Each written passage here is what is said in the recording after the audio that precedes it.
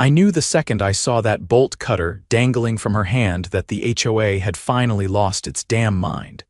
It was just past noon when I heard the snap of metal on metal.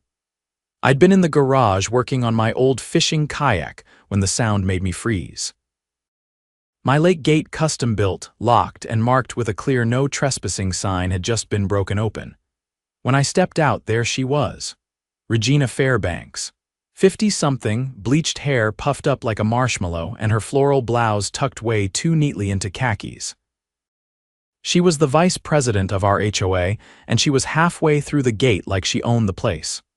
"Regina," I said, stepping down the porch, "you've got exactly 3 seconds to explain what you think you're doing." She turned around like I was the one trespassing. "Xander Wilcox," she barked, "this lake is part of the community. You can't just gate it off for yourself." "Yes, I can," I said, walking right up to the busted lock hanging from the gate. "This part of the lake is on my property. The HOA map ends 15 feet that way." "You know that," she crossed her arms. "The board voted to reinterpret the property lines. You can't reinterpret a recorded land deed." Regina gave me a tight little laugh like this was a game. "The HOA has authority to regulate shared spaces, and this lake is a shared resource. I'm going for a swim. You can call the board if you have an issue." She took another step past the gate. I whipped out my phone. "Nope, I'm calling the cops." That got her attention. She stopped mid-stride. "You wouldn't dare," she said. "You just committed criminal trespass and property damage." "I absolutely would." I didn't wait for her to respond. I dialed the non-emergency line and explained exactly what happened, who she was, what she did, and that I had security cameras that caught the entire thing. Regina stood there like she was trying to decide if she could outrun the law in loafers. "You're going to regret this," she muttered. I looked at the broken lock. "Yeah." "You are."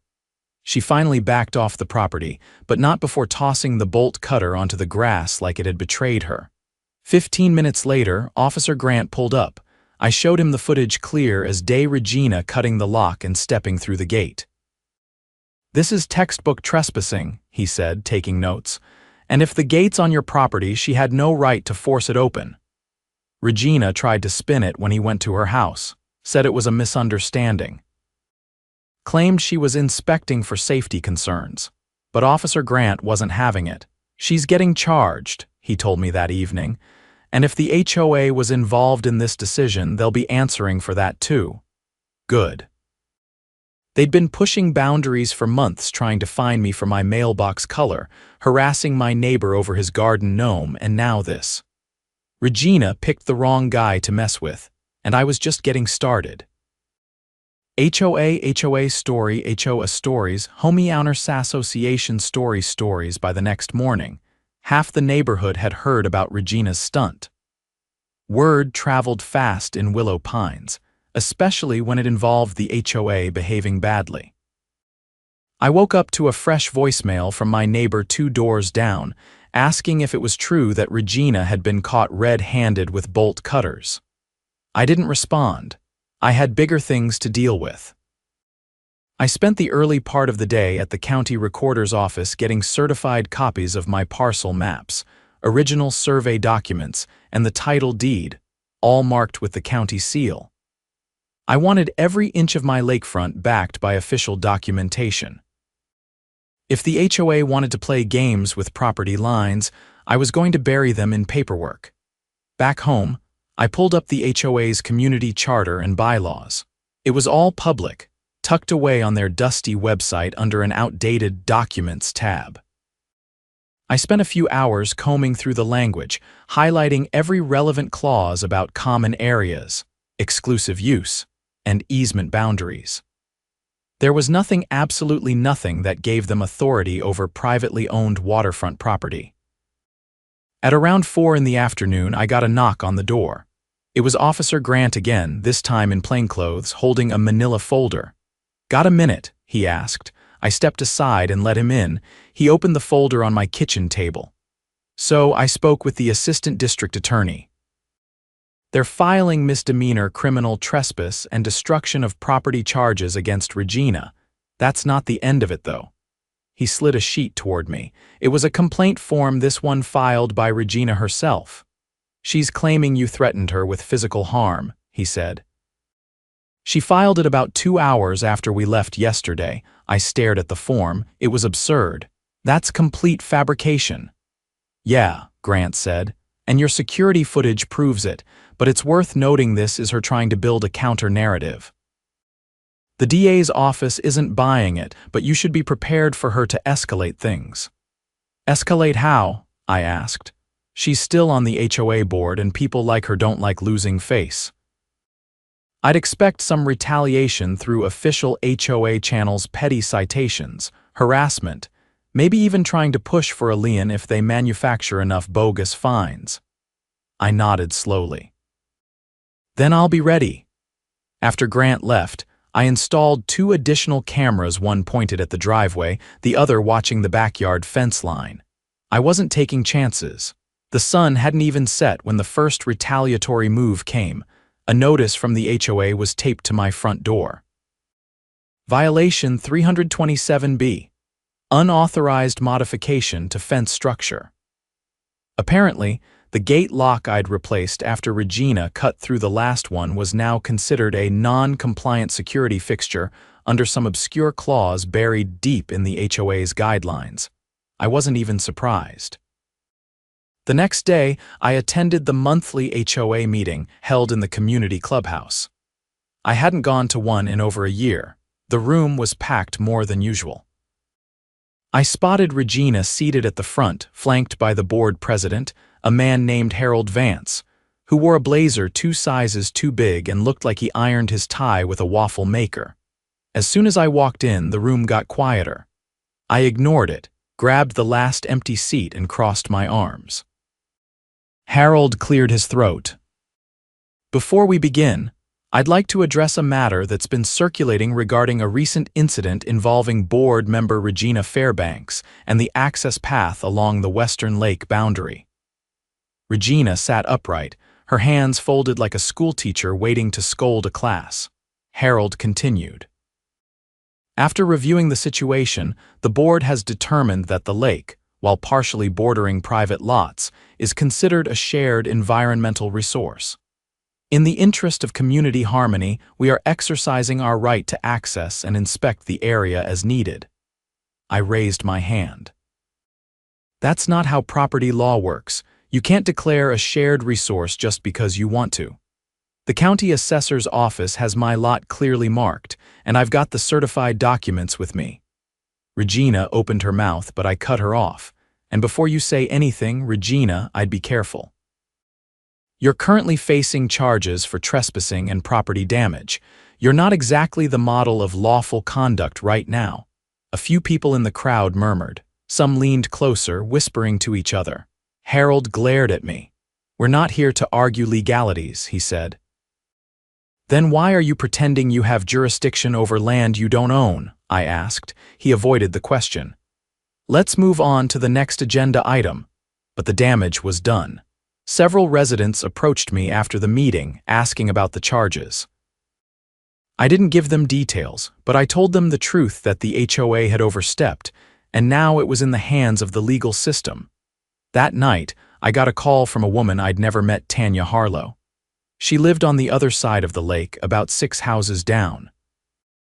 I've had problems with Regina too, she said. Last year she tried to fine me for having a compost bin in my yard, said it was a nuisance structure. I fought it, but they still billed me $300 and threatened a lien. I asked if she had kept the documents. She had. I told her to hold on to them. Over the next week, more neighbors came forward, each with their own Regina story. A disabled veteran who'd been fined for having a flagpole slightly taller than regulation height. A young couple who were told their solar panels violated roofline aesthetics. A retired teacher whose backyard fountain was labeled a water waste hazard, even though she used a closed-loop system. I started compiling everything. Every citation, every complaint, every instance of abuse of power. By the end of the week, I had a folder 3 inches thick. I dropped it off at the office of a local attorney who specialized in HOA abuse cases. He flipped through it, eyebrows raised. "This is textbook overreach," he said. "And if she's been using her position to target specific individuals, that could open the door to civil liability." Meanwhile, the charges against Regina were moving forward. She was due in municipal court the following Tuesday. I planned to be there. So did Officer Grant. So did Tanya. And so did the veteran with the flagpole. The board tried to hold an emergency vote to shield Regina from consequences, claiming she'd acted in good faith. But too many people were watching now. The vote failed. The night before the court date, I got an email from someone on the board, anonymous, but with enough internal info to prove they were legitimate. They attached copies of a memo Regina had sent to the board 2 weeks before the bolt cutter incident. In it, she wrote, "We must assert control over the lakefront properties. If we don't, individual owners will fence us out entirely. I propose a bold first step: physical presence." It was all there in black and white: premeditation, intent. The whole thing had been planned. She wasn't inspecting anything. She was making a power grab. I forwarded the email to the DA's office. By the time Regina stepped into court the next day, the prosecution had everything they needed. The judge read the memo aloud during pre-trial motions. Regina's lawyer tried to argue it was taken out of context, but it was clear she'd orchestrated the trespass as part of a larger plan. The judge allowed the charges to proceed to trial. Outside the courtroom, a reporter from a local news station caught up with me. "Did you expect it to go this far?" he asked. I looked out at the courthouse steps, where Regina stood alone, pretending to check messages on her phone while board members slowly edged away from her. "I didn't expect it to start with bolt cutters," I said. "But I'm going to make sure it ends with accountability." And I meant it. Because if the HOA thought Regina was the only one under a microscope now, they were in for a rude awakening. The week after the court hearing, Willow Pines hummed with a tension I hadn't felt before. It wasn't just chatter anymore, something had shifted. More houses had small signs in their windows now, hand-painted or printed out. "Private property respected here." A subtle message, but a clear one. Residents were starting to take sides. I spent most of that Monday going through a stack of HOA financial statements Tanya had collected through a Freedom of Information Act request. She dropped them off in a weathered file box, still warm from the sun, along with a quiet warning: "You're going to find something." And I did. Buried in the expense report's daily operations, landscaping, maintenance was a line item coded as community access upgrades. It was charged across 3 separate months in the past year, totaling over $30,000. No further detail, no contractors listed, no invoices matched to it. I cross-referenced it with the board meeting minutes. Nothing. The term wasn't mentioned even once. I called Tanya that evening. "You didn't see this?" I asked, flipping through the pages again. "I saw it," she said, "but I didn't know what to make of it." "Well, I think I do. They've been sitting on misappropriated funds. No paper trail, no approvals, no documentation. That's not sloppy bookkeeping, that's deliberate concealment." Tanya fell quiet. Then she said, "I think you should talk to Bernard." Bernard Langston was the former treasurer of the HOA. He'd resigned 6 months ago with hardly a word, citing health reasons. I'd never met him before, but I remembered the email he sent when he left. It had been unusually vague: no thanks, no goodbyes. Just a single line: "I hope this community finds the transparency it deserves." He lived at the edge of the neighborhood in a cluttered single-story ranch house that looked more like an old bookstore than a home. The front porch was covered in wind chimes and hanging succulents, and a wooden owl stared down from the eaves as I knocked. Bernard answered in a faded flannel, his eyes sunken but sharp. "I was wondering when someone might come around about that," he said, before I even introduced myself. I followed him inside. The living room was lined with filing cabinets and mismatched bookshelves crammed with manila folders and plastic binders. He gestured toward the couch and lowered himself into a creaky desk chair. "I didn't leave because of my health," he said. "That's just what Harold told people. I left because Regina and the board were laundering money through fake improvement projects. I leaned forward. You have proof? Oh, I've got more than that, Bernard said. He reached into the bottom drawer of a locked cabinet and pulled out a black binder labeled Long Lake Access Phase 1. Inside were printed emails, unsigned contracts, and a letterhead from a dissolved shell company called Pineway Development Group. It had no staff, no business license, and no physical address, just a P.O. box in another county. They created a ghost contractor, Bernard said, paid themselves through it. I brought it up in a closed session meeting. Regina told me if I valued my retirement, I'd keep my mouth shut. You're saying she threatened you? She did more than that. 1 week after I refused to sign off on the next disbursement, a complaint was filed against me for unauthorized financial conduct. They tried to have me removed for mismanaging funds I never touched. That's when I walked. I asked for copies. He handed me the whole binder. You going to the police? He asked. I'm going to everyone, I said. The next morning, I filed a report with the Financial Crimes Division at the county sheriff's office. I handed over Bernard's documentation, the HOA financials, and the memo Regina had written about the lake access. The detective who took the report skimmed the binder and raised his eyebrows. This is organized, he muttered, and not in a good way. Later that day, I got a call from the DA's office. They just received a formal request from the sheriff to expand the investigation into the HOA's financial practices. The criminal trespass charges against Regina were still moving forward, but now they were tacking on a separate inquiry: potential fraud and embezzlement. The scope had changed. That night, I met with a group of residents at Tanya's house. There were 12 of us. All had been targeted by the HOA in some way, and every single one of them had a piece of the puzzle. We weren't just dealing with one person's abuse of authority anymore. We were looking at a coordinated effort to extract money from the neighborhood under the guise of community improvement.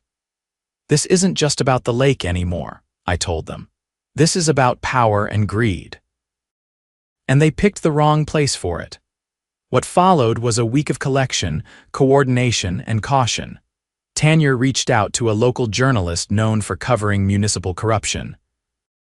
She agreed to take a look at the story, and within 3 days, a reporter with a camera crew was filming interviews on the sidewalk outside the clubhouse. Regina wasn't there. Harold, however, gave the most scripted, evasive statement I'd ever seen. The board remains committed to transparency and responsible community oversight. We deny any wrongdoing and are confident the matter will be resolved favorably. By Friday, subpoenas had been issued. First to the HOA's bank, then to their internal communications server. The sheriff's office wasn't playing around. The final blow came on a rainy Monday morning. I was drinking coffee on my porch when a pair of unmarked vehicles pulled up in front of Regina's house. 2 plainclothes officers walked up to her door with a folder and a warrant. 30 minutes later, she was escorted out in a gray raincoat, her hair soaked and her expression blank. Harold wasn't far behind. He was picked up at the office of his insurance company where he worked part-time.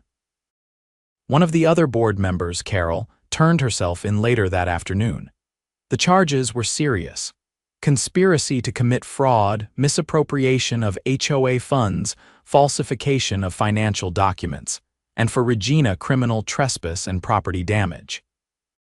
The DA's office made a statement that evening, calling it a case of systemic abuse of power masked as community governance. The fallout was swift. Residents demanded a full forensic audit of the HOA's finances. The remaining board members resigned en masse.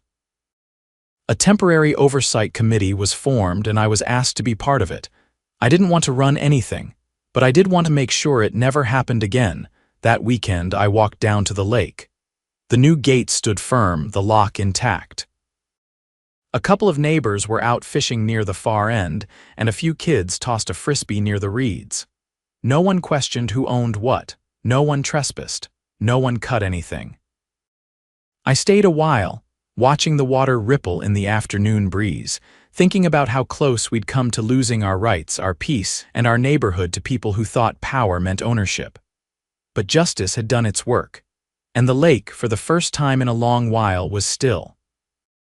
2 weeks after the arrests, Willow Pines was holding its breath.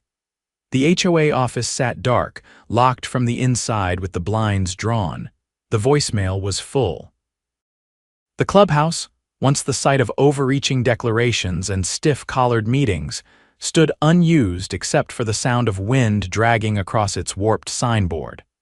I hadn't seen a single board member in days. The ones who hadn't been arrested had gone silent, likely waiting to see which direction the fallout would land. But the silence didn't last. One morning, Tanya came by with a thick envelope under her arm. She didn't knock, she just opened the screen door and stepped inside like she had something urgent she couldn't say on the porch. "They found the second account," she said, placing the envelope on the table. "What second account?" "Hidden operational fund." Not listed anywhere in the HOA's public ledgers. It was under a dummy LLC, but the routing number matched the HOA's primary banking institution. Bernard flagged it during the audit.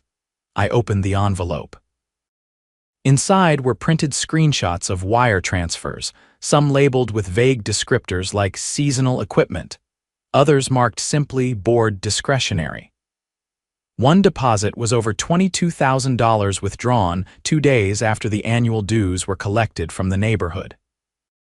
Where was the money going? Tanya sat down. That's the thing. The sheriff's department tracked it to a property in Northbridge. It's a private residence, belongs to a cousin of Harold's. Let me guess he doesn't live in Willow Pines. Never has, and Regina signed off on the payment.